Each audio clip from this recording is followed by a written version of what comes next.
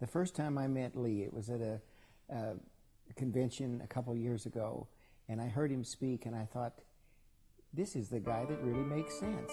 What he was saying made sense to me more than any other candidate that I've heard in a long time. You know, every politician that comes down the pike claims to be for farmers or for business people or for young folks or whatever, but Lee is putting action behind the words. I think we need representation in Washington that does not come from a lifetime politician, but from a businessman.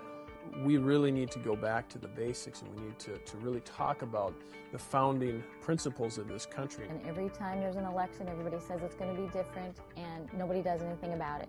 Lee's model is going to change the way campaigns are done. Instead of a bureaucratic, top-down campaign, we are running several mini-campaigns called focus teams. To solve the problem of lobbyists buying elections, I created a 400 Club, a grassroots group of leaders dedicated to financially supporting the movement from within the 7th District and Minnesota.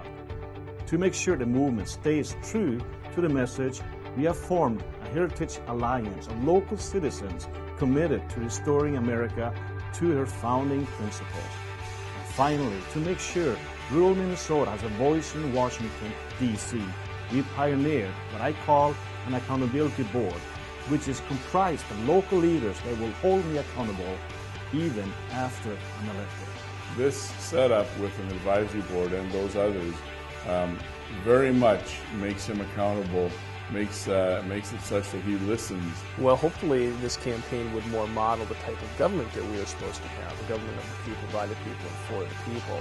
It's nothing that's been done in the history of politics that I know, and I've been in politics for a long time. Campaigns very often are about the candidate.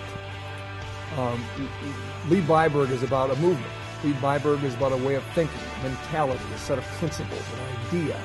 Ideas move countries. That is what the Founding Fathers did when they talked about liberty, when they ultimately wrote the Declaration of Independence. We want honest, hardworking, dedicated people. And Lee's that man.